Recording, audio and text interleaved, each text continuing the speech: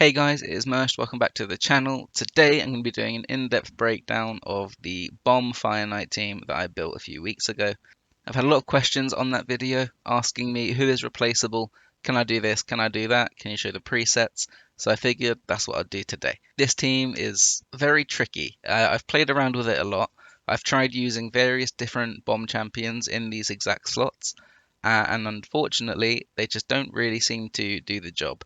The reason for it, I think, is because of affinity.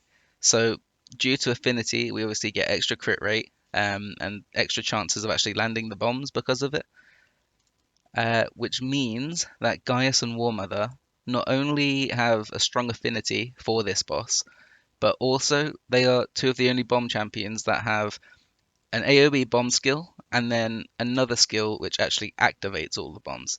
There's not many other champions actually like it. I have tried with Gnishak and I've tried with Lord Shazaar. I've paired them with Gaius and I've tried to make it so Gaius is the person who is actually activating the bombs, and I just cannot get it to work. I sat down, I burnt a lot of resources building out Lord Shazaar and building out Gnishak specifically for this team, and I couldn't make it work. Then I tried to swap out Ninja. I tried to swap out Ninja for Fu Shan because in my head, Ninja is in this team to kill the boss, help break down the shield, and then also provide some kind of CC on the second wave so you can cycle back through your abilities. And Fu Shan, he has a CC ability with an AoE stun. He has an A3, which is, I think, a 4-time hitter. That would help break the boss shield relatively easy. Uh, but unfortunately, again, because of the affinity, he is just not able to land his stuns consistently enough against this sort of like level of opposition. So I couldn't find a way to get him to work either. And I burnt a good like few hundred energy trying to make it work, and it just wasn't having it. Ghostborn, I feel like could be substituted out. However, you would need to substitute him with somebody that has a very reliable decreased defense, as well as somebody that has a multi-hit A1. Immediately, the person that comes to mind would be something like a Tyrell, just because he would be strong affinity for this. The drop defense would be reliable.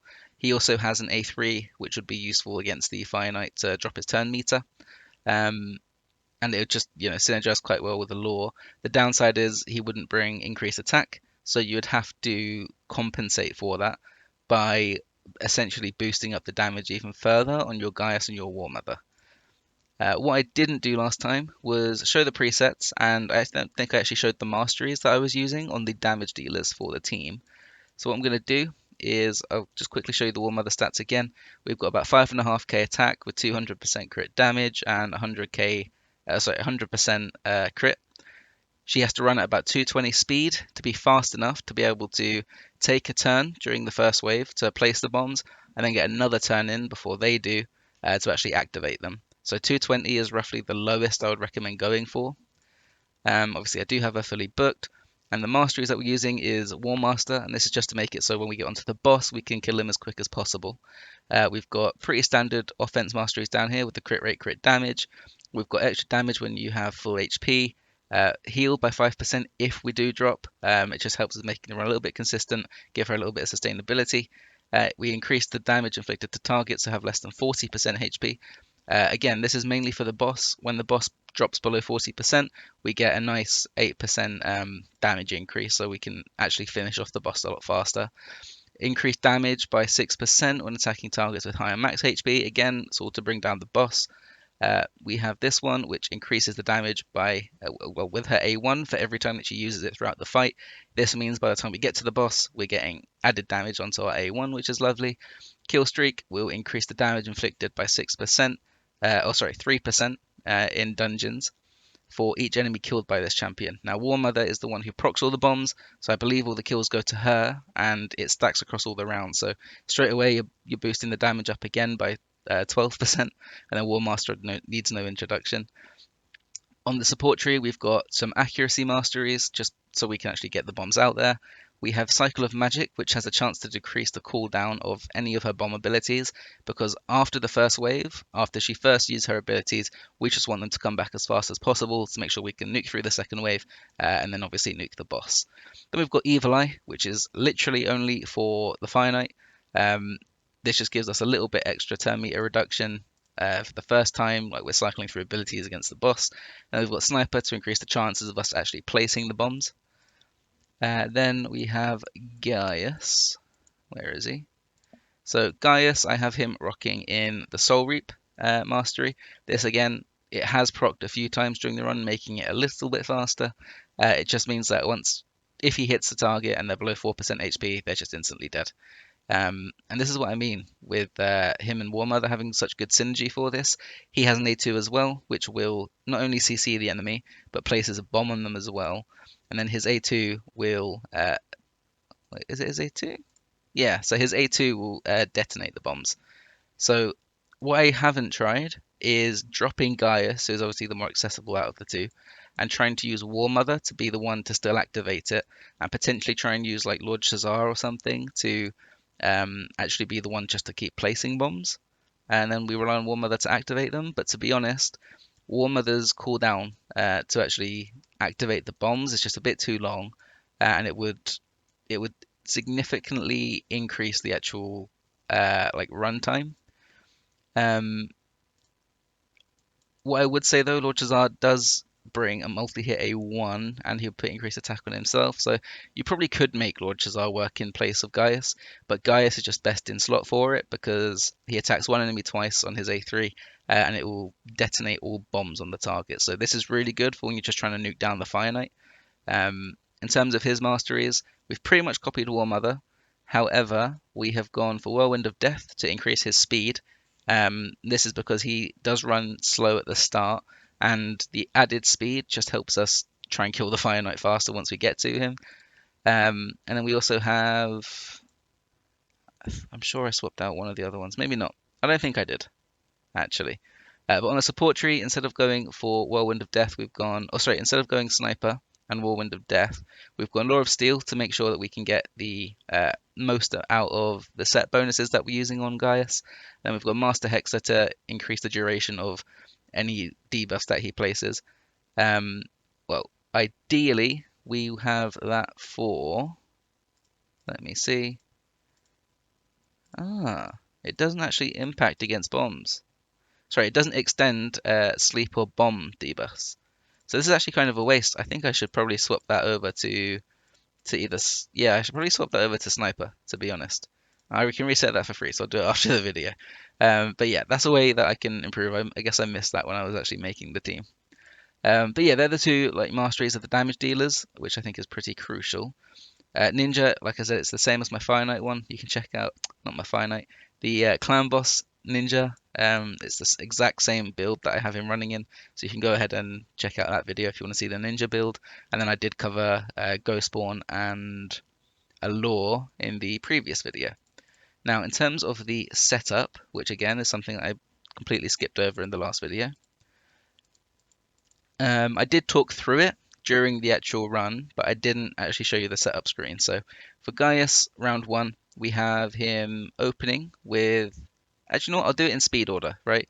So we've got Allure. She has all of her abilities locked off apart from her A1, just because we want to keep the turn meter down on everybody for as much as we can. So literally every single round for Allure, she's starting and she is only using her A1. Then we have Ghostborn, I believe. Yeah, it's Ghostborn.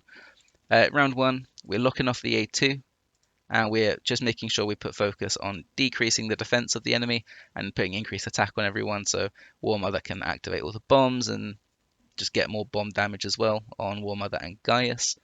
Then it goes into War Mother, who's going to start with Special Brew, place her bombs. Then it will go to Ninja, who we have his A3 locked off because we need it for the second wave. So it goes Ninja. He 9 times out of 10 I think just uses Hail Burn, bit of damage. And then Gaius, he comes in with his AoE bomb ability. Back to Allure, drop the turn meter. Back to Ghostborn, who will just A1 a target. Back to War Mother, who will then activate the bombs with Mother's Touch. And that should be the first wave nuked. Then you get into the second round.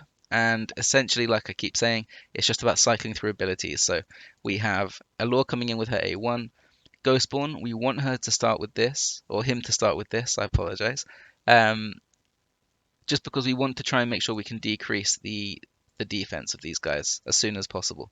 So I'm actually just going to add it, so make sure he uses this as soon as possible. And then we can get away with not locking this one because we actually want him to hit on this one. We just want this wave to die. And then after Ghost Spawn is back to War Mother. She's just going to A1 because she needs her cooldowns back on these two abilities. And then it will go to Ninja, who is going to use Cyan Slash and freeze the second wave. And then it will be back to Gaius, who's also probably just going to A1, and then back to Allure, whilst the enemies are still asleep, and she's just going to use her A1 to try and randomly decrease the turn meter as much as possible. And then it's literally just everybody doing whatever they have available until they get back to their main skills, dropping the bombs, and then reactivating them. Then you get to the Fireknight. The Fireknight, I'm pretty sure, is everybody starting with their A1, as you can see, apart from Ninja. Ninja has to start with Hailburn because it's a triple hitter, and if we don't use Hailburn, which is, by the way, locked off on the second wave, if we don't use Hailburn against the boss, we don't break the shield in time, Allure gets, I think, 1 or 2 less hits on her A1, which means the Fireknight's turn meter just doesn't drop enough for us to be able to continue and keep killing him. He'll get a turn in, he'll probably wipe a few people, and then that's the run dead. So we need everybody using their highest multi-hit abilities. With Gaius and War Mother, their A1 are both 2 hitters, which is really handy. And yeah, it just means that even if they don't get the abilities back on the second wave, they should have it back in time for the boss at the very least. So yeah, that's the setup for the guys. What I will do is do some testing, and once I've sort of got some results on using Lord Shazaar instead of Gaius, I'll let you guys know. But War Mother, I think, is absolutely crucial to this team, along with Allure, along with Ninja. So sadly, this isn't a team. This isn't a team that anybody can just go ahead and build in the future.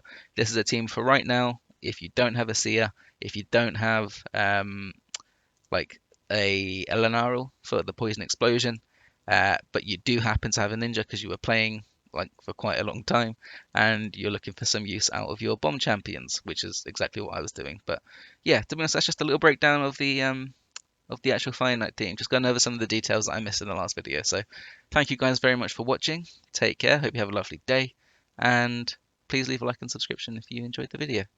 Peace.